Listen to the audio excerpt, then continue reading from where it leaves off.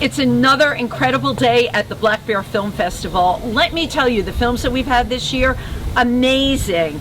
And I've been trying to snag this guy who's next to me all weekend long. So I'd like you all to meet John Dileo. I call you a film historian, a film curator, an author. Did I leave any titles out? I guess film critic, and that covers yes, it film all. critic, and I think we've run the whole gamut. So let's just start with film critic. How have you been enjoying the festival so far? I've been enjoying it very much. I mean, of course, there's the excitement of just being back in the theater, and Right. the theater has never looked this good probably since 1911, Right. when it opened. Really? So the incredible excitement from the moment we got here Friday late afternoon has been a lot. Well, I think what I've been saying to people is, oh my gosh, it feels like almost normal. Last year Does feel we like had, normal. God bless the Black Bear Film Festival group. They showed things at a drive-in theater. We had like a couple of movies. They did the best they could because of the pandemic. But this year our theater has been renovated. It's beyond renovated. The whole theater is really, it's bigger than a renovation. It's not cosmetic. I mean, new lighting, new heating. Heating is so important. New air conditioning, gorgeous seats. It's so comfortable. And this is our hometown theater. So to be able to sit here and watch these films, we're just totally eating it up. And it still feels like the old Milford Yeah. Theater, so when you're in it, it's the same charm, the Yeah. same warmth, and all. Well, it's warmer now. Yeah, it is warm. But the same warm feeling and all of that, but it all looks so spiffy. You know, It does. It felt to me like when you go to the theater in New York City, Yeah, right? yeah. Doesn't it feel the same way? So, of the films that you've seen so far, tell me the films you've seen so far, actually. Well, of course, with the opening night film, the short about our local friend Maddie Giansanti last night. I just Right. saw the documentary about the Tuneful Trolley. Oh, you did see that? Yes, you just saw that. Right. Which I had no idea was about Italian guys from Long Island, which I am one. So that was kind of fun. I know it didn't say They're that in the little no. blurb. I would have gone too. I missed it. From not that far from where I grew up, Wow. but they're a little older than I am, maybe a decade. But it was basically, it was really fun. It was a fun documentary. And the movie last night about Maddie we were crying. It was so beautiful. It was that movie was called My Brother, My Brother, My Hero. My Brother, Yeah, My Hero. It was really. I think what was so special about that movie, first of all, Maddie is one of a twin. It's Maddie and Anthony. They live in Milford now. They didn't originally, they were from Connecticut. I found that out last night. But they are twin brothers. Anthony is a baseball star, and Maddie is just a star. He was born with Down syndrome. And his story and his relationship with his brother, that is what was so incredible. And as you pointed out in the Q&A about the movie's also a real tribute to their mom, Karen Guest, Yeah. who lives here. That she was this unifying force that made this beautiful family so possible. Well, as a mother, I put myself in her situation. She's pregnant for the first time with twins. And she said, like, in the womb, she kind of felt things were different. Yeah. And she gives birth, and she has a child with Down syndrome. Now, Maddie is, 32 years old? Yeah, in the movie, I think he's turned 33 since He the just movie turned came 33 out, since the movie. But, if you go back that amount of time, they did not know how high-functioning Down syndrome children were. Yeah. So she had Maddie in a time it was not all that supportive, and yet she ended up having 4 kids and raising this incredible family. And the way they all not only take care of each other, but took care of Maddie. Maddie is a rock star. First of all, he's a rock star. a fierce sense of humor, wicked, Yes. a wicked sense of humor. They're just so proud of this movie. Every time we would run into him in the lead up, it's like, you're coming to my movie, right? Right. He's like, don't worry, we're not going to miss that. Right. And it lived up to all the hype. It absolutely lived up to the hype, John. And then the other thing that I love so much is they are twin brothers. And the parallel, they had a lot of the same things about them. Yeah. And that's, I think, one of the most important things. At the end of the day, they are twin brothers. Yeah, it's really just a lovely film. Lovely, and a really great tribute to Milford. Their mom owns a business here. Bill Rosato produced the film. It definitely is a down-home documentary, beautiful documentary. I highly encourage people to see that.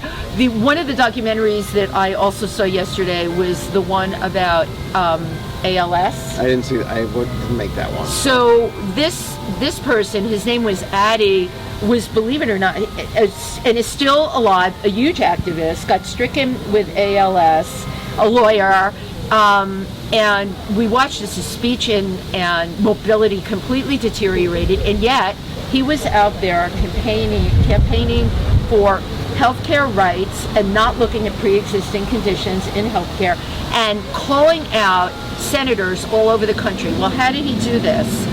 He did it. He put together a team, and they put together a bus, and they went, and they had to outfit the bus, and he could only sleep in a recliner. That had to go into the bus. He was losing his voice, but he had other people there to help him. He knocked on Republican senators' doors that were largely shut in his face, saying, hey, I see you're getting ready to pass a bill to cut Medicare, to cut health care. Don't do that. Too many people depend on it. And you think to yourself, wow, this person had everything challenging him, right, and yet his personal beliefs carried him through, and he's made a difference, and Johnny's still making a difference. Which brings me to my next question. How do you think film can impact and change a society? Well, I think film is often, historically, a little behind. It's sort of like, I mean, there's always a conversation back and forth between the culture and film. Often film is a little behind and waits and catches up a little bit, I think, if you look at 100 years of movies. But which John Dileo has. Don't you have a book out there? What is the name of your book? Which one? I know. There's one, though, I know you go way back in. Well, there's one, yes, 10 Right. movies at a time, where I give you kind of the history from the early talkies to Right. the 70s, when it changes in terms of permissiveness on the screen. But I think what film can do is, maybe if they sometimes lag behind, once they get rolling, they reach the widest audience. And so even if you catch up with it on television a couple of years later, but Broadway is usually ahead, but it has a smaller audience at a time. Outreach, and then of course it goes wide with a film, and so it's the number of people reached that does make the difference. It makes a difference. And certainly with documentaries, when you pick something very specific, you can shine a light on something no one knows anything about at all, as you well know too. Right. But and so these small, inspiring stories of things where you think, how is this possible? And then you think of the reach that can have, whether it's on Netflix or whatever. Just to have it made, or even with a book, when something exists, the life it can take on is endless. A tangible thing. Yeah, you never know how far the reach can go. So from your expert opinion, we all know that filmmaking, of course, has evolved. Independent films, now more than ever, seems to be the name of the game. How do you think the film industry will be impacted by the rise of independent films and the rise of streaming? Well, the rise of independent film has been a great boon for people with no resources to make a name and get in the game. What we were just talking about this is really nothing against independent film, it's great. But what it has done in a negative way for the world is that, as a New York or former New Yorker, we don't get to see some of the best foreign films anymore, because those venues that used to show them mostly would show American independent film, which is great. That's a great We're point. missing a lot of what we call contemporary films from Italy, France, Japan, the places that we would get all these great films from. I'm sure they're out there. It's harder to see them. You're saying that we don't have access. I'm saying I don't want to see fewer independent films. I'm just saying I'm mourning that thing of, even in the 80s, Lincoln Plaza, there'd always be the hot new movie from Italy and France. Right. And so anyway, there's that. As for streaming, I guess it's good in terms of obviously with access. Certainly with COVID, when you saw the Academy Award nominees, and you thought, I'm never going to see any of these movies, but you actually could if you sought them out in the streaming devices. And I guess as more people have better home systems, it's going to keep going that way. The problem is, and this has been going on since television in the late 40s, how do you keep that audience coming to the theaters? And there's always that human thing of, I want to get out of the house. But it gets more and more challenging with every new thing they invent. Now, streaming may be as big a one as the invention of television. And so if people have great home systems and the new movie that opens here is also on Amazon Prime for whatever it costs, it's going to be, the real downside is it's going to make it a system in which movies are going to become more and more about superheroes because kids want to go out and see the hot new thing on a big screen. So you're saying, okay, the movies that you would go to a theater for would be these blockbuster superhero movies. It's getting more and more limited. Interesting. Even, like you said, look at any multiplex. Right. And then you're sort of like, if there's 7, 8, whatever, however many, you're thinking, is there one grown-up movie here? And sometimes the answer is no. See, this is why you interview people like John Dileo, because I have a totally different opinion on this. I have completely written off the big theaters. Yeah. Just it happened for me during COVID when absolutely everything went to streaming. Yeah. And I'm very involved with film festivals. All the film festivals that I would go to in person, either to show our films or to see my friends' films or people I didn't know films, all of a sudden I could now access them on the computer. Yeah. But to be perfectly honest and fair, I didn't like that so much.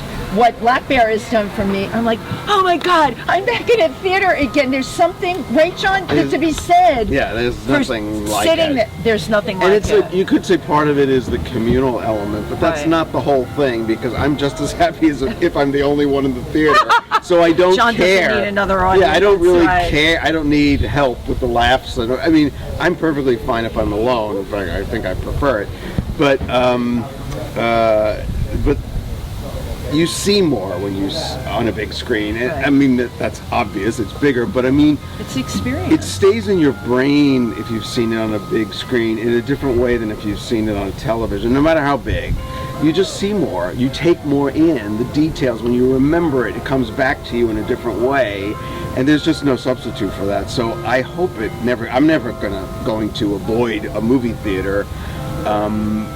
So I just wish more and more stuff stays out there, and that it's not just about Spider-Man. Right. You know, which is the way it looks like it's going. So it does. I mean, you have just completely unearthed a whole new thing for me to think about today. Okay. No, it's great, and that's why I love interviewing someone like John with your background. I never thought about the fact that if you see it on the big screen, and when you were saying that, my own brain went off, and I thought, he's right. A lot of the movies that I remember I've seen on a big screen. Like everybody else during COVID, I was trapped in the house initially, watching things on Netflix. I have a decent sized screen, but you know what? If you asked me to reiterate scenes or something, I don't remember them. It's harder. I don't remember. But all right, I got another question for you though. Devil's advocate. You and I are talking amongst ourselves. We're in the same generation, more or less. What about the kids? Do you think that they would agree with us? Do you think they have been brought up with streaming? I think you sort of, acclimate yourself to whatever generation you're in, and you don't really care what came before. Right. Generally, to say, if we were little kids, you had your grandparents say something. It was so much better when it was just radio, black and white television, or not even television, just radio, because you can imagine it. And there's, of course, points to be made on their behalf. It is generational. It is, but you don't feel the loss of things you were never around for. You just don't. Well put. And so, I don't think they're thinking, oh, this. I wish there were fewer things on streaming and I can go out to the movies more. You just live in the world you're in, and that's the way it goes. And that is their world. So I want to ask you this: for Black Bear, what would you like to see happen to our hometown festival going forward? What do you think would make Black Bear amazing for you, John? Well, I love Black Bear, and I've loved it for 20 years. I mean, obviously, I've had wonderful opportunities here, so of course. And well, let's tell everybody about the opportunities. John has single-handedly done every interview and many of them, besides the filmmakers for now, many of them are classic movie actresses. That's been my little niche in the festival since 2005. If we could round up a classic movie star, we'd show one of their movies, and I'd interview them for about 45 minutes, either before or after the movie. Right, so loved it.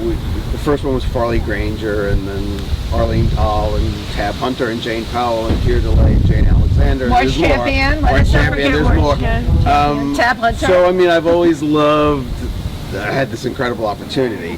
So of course, I'd love to see more celebrities come, because it's not only thrilling for what happens inside there, but when people see people come to town and they're in the restaurants and the hotels, and I can see it on people's faces, like, I never thought so-and-so would be walking around my little town in Pennsylvania.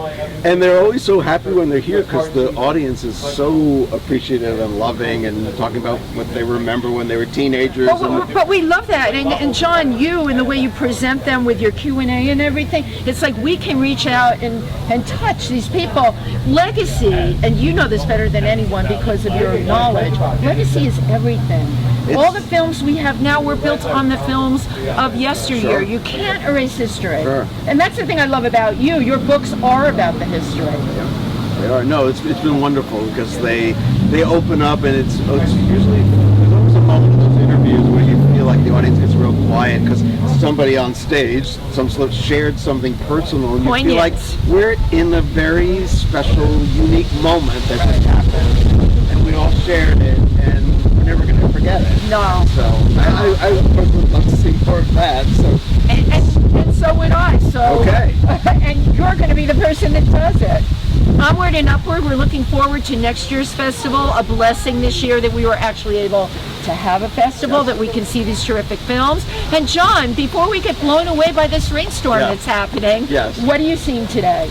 Going back for the Ronnie Scott documentary. Everybody's going, okay, I think I'm going to do that, because I'm hearing. It looks like every great artist is in it in the clip, so it's going to be great, I'm sure. Okay, I will definitely see you later. Of course, I'm going to catch the scary Halloween movies too over at the Soul. Oh, maybe we'll do that too. 3:45. Okay. John, you're always such a delight to interview. You're always a delight to talk to. Oh my God, I love it. He said the right thing. Flattery will get you everywhere. Bye, everybody. Bye.